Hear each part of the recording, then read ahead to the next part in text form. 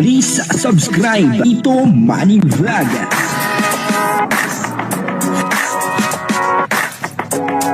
Payagan po si Tito Manny Vlog na mag-reactor para pambiling gamot sa kanya pong karamdaman.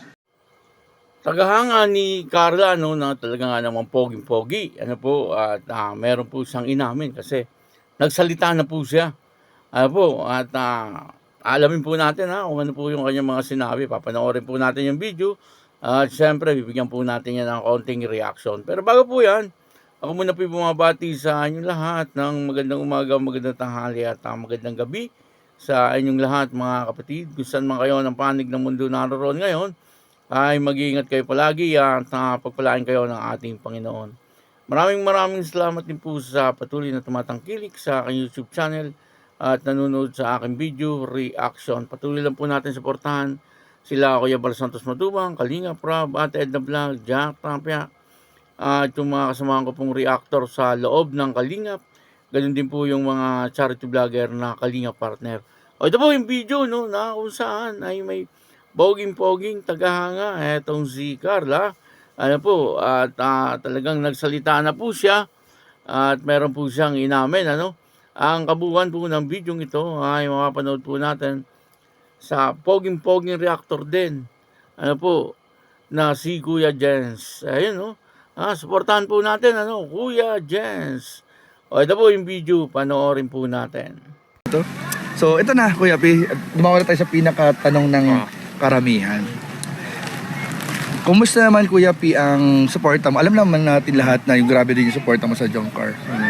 Bakit sa lahat ng love team, hindi naman sa pag-compare, bakit Jomcar yung parang pinaka-sinusuportahan mo? Ano yung nakita mo sa kanila? Ito, dito ko lang talaga i-disclose tong information na to. Dito ko lang amin ito sa Vlog ni Virgins. Kasi ang totoo niyan, mga kalingap, Ayan na, ito na. na-inlove ako sa Jomcar talaga nung napanood ko sila. Na-inlove ka sa Jomcar. Sa Jomcar. Sa Jomcar. Sa Jomcar talaga. Ibig sabihin sa kanila dalawa. Sa dalawa. As a couple. As a love team. As a love team, as a couple. As one. Nahook ka. Parang nahook sa Jomcar. Pero marami kasi bro, na parang nag-iisip na baka daw kasi crush mo si Carla. Ano ba ang totoo? Crush mo nga ba talaga, Kuya P, si Carla? Sino ba naman di magka-crush kay Carla, no? Oo. Sa bagay. Pero talagang nirespeto ko Jomcar. Nirespeto ko si Jomar bilang kaibigan.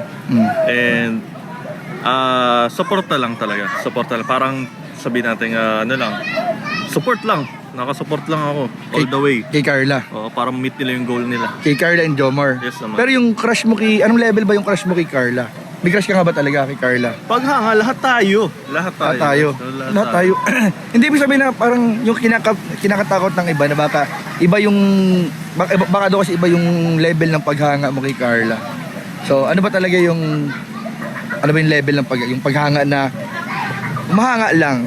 Iba yung naman yung paghanga na with romantic na anong level ba ng paghanga? Kuya P? Umahanga yun. Paghanga para siyang admiration. Mali yun. Mali yun. Hindi ba pinapaliwanag niya yung Tututol ako. Ba't may tumututol agad dito?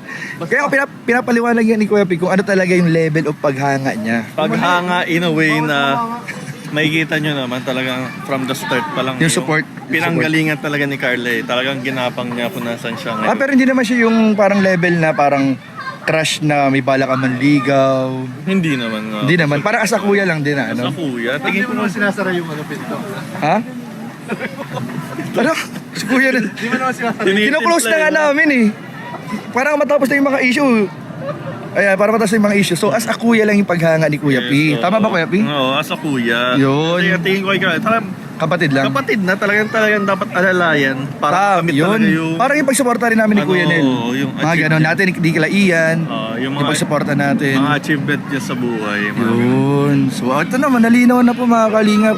So wala naman dapat ika-worry bro yung yung mga supporter ng Jomcar. Kaya abangan nyo yung one-on-one interview kay Carla. In-interview ni Kuya Jens etong si Papa P, ang tawag nila Papa P, pero ang YouTube channel po nito ay si Kuya P. Suportahan po natin Kuya Jens at saka Kuya P. Ano po, at dito nga ay talagang matinding katanungan ano ang ibinigay ni Kuya Jens dito kay Kuya P. Ano, ang una niyang tinanong ay kung totoo po talagang meron siyang crush kay Carla para po matigil na rin yung issue no tungkol po diyan.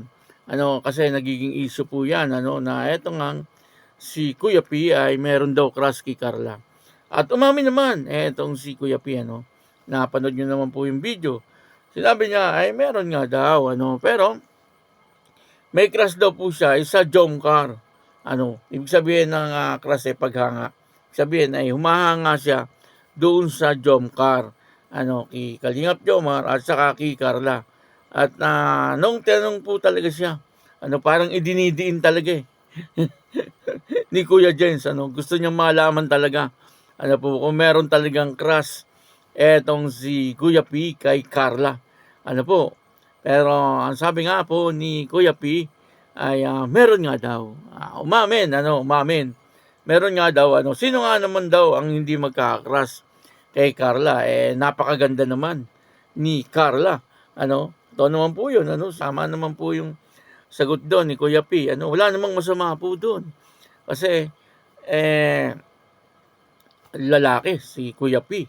Ano, natural lang na magkakrush siya sa isang babae.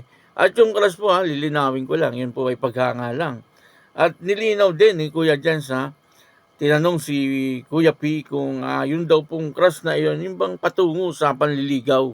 Ano, pero ang sabi po niya ay wala naman daw pong ganun. Napakalaki naman daw po ng respeto niya kay Kalingap Jomar. Ano, kaya malabo daw pong mangyari yon. Ang paghanga daw po na tinutukoy niya ay tungkol po doon sa mga ginagawa ni Carla katulad po nung paglaban sa buhay. Ano, yung nagsimula po siya sa pagtitinda ng puto, kuntsinta, ganon, mga kanin. Ano po, at ngayon ay maayos na po ang buhay niya. Yung ibig sabihin, yung hinahangaan niya kay Carla ay yung pong pagsisikap ni Carla sa buhay. No? Siyempre, natural yung kagandahan din ni Carla. Ano po, natural lang yung mga ganon. Ano po, kahit nga po ako, talagang humahanga po ako kay Carla, no? Natural lang po nahangaan natin si Carla. Ano? Kasi talagang kahanga-hanga naman po talaga si Carla, no? Marami naman po talaga sigurong kabataan diyan, ano? Na nagkakaroon din talaga ng crush kay Carla. Bukod sa maganda, matalino, ano po, talagang talento. Kumbaga ay talagang napakapalad ni Kalingap Jomar, ano po, kay Carla. At si Kuya P ay nilinaw niya ang lahat. Ano po, nilinaw niya yung issue na yung crush na patungo doon sa panliligaw ay wala naman pong ganon. Kaya yun, ano, malinaw po sa ating lahat. Kaya yung mga gumagawa po ng mga issue dyan ay tigilan nyo na. Sapagkat wala naman pong katotohanan ang inyong mga iniisip. Sa bagay, wala naman pong masama kung kayo ay mag-iisip ng ganon. Ano, kasi napakaganda naman talaga ni Carla at pwede naman talagang magka-crush etong si